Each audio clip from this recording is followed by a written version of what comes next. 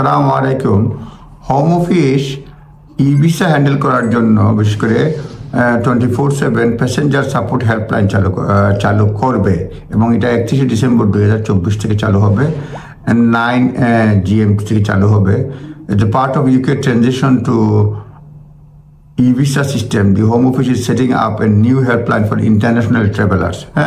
From 19 December 2024, International Immigration Law Practitioner Association যেটা বলছে যে 31 ডিসেম্বর 19 ডিসেম্বর ইলপা থেকে কনফার্ম করা হয়েছে, যেটা হোম অফিস হেল্পলাইন চালু করেছে, যেটা হচ্ছে হেল্পলাইন চালু হবে 31 ডিসেম্বর 9টা থেকে, সকাল 9টা থেকে। এইটা 24 hours a day 7 days a week helpline.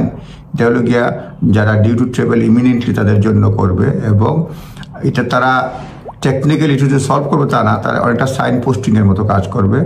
নাম্বারটা হচ্ছে 0800 8766 ফ্রি অফ চার্জ। এটা 0800 8766 এটা ফ্রি অফ চার্জ। আর an alternative contact number of those who cannot use 800 numbers, তার জন্য 0203 337 0927 এটা চার্জ করতে পারে।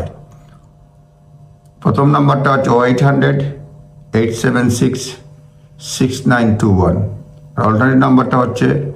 অল্টারনেটিভ নাম্বারটা এটাকে চার্জ করতে পারে 0203 337 0927। সুতরাং আপনারা নিজ দায়িত্বে দেখে নেবেন। Telephone helpline appears to be signpost callers on an option for resolving situation if they encounter issue returning to the UK. যদি UK রিটার্ন করতে প্রবলেম হয় তাহলে তারা সাইনপোস্ট করবে, এই জায়গায় যাও, ওই জায়গায় যাও, এটা করো, সেটা করে ধরনের কথাবার্তা বলবে।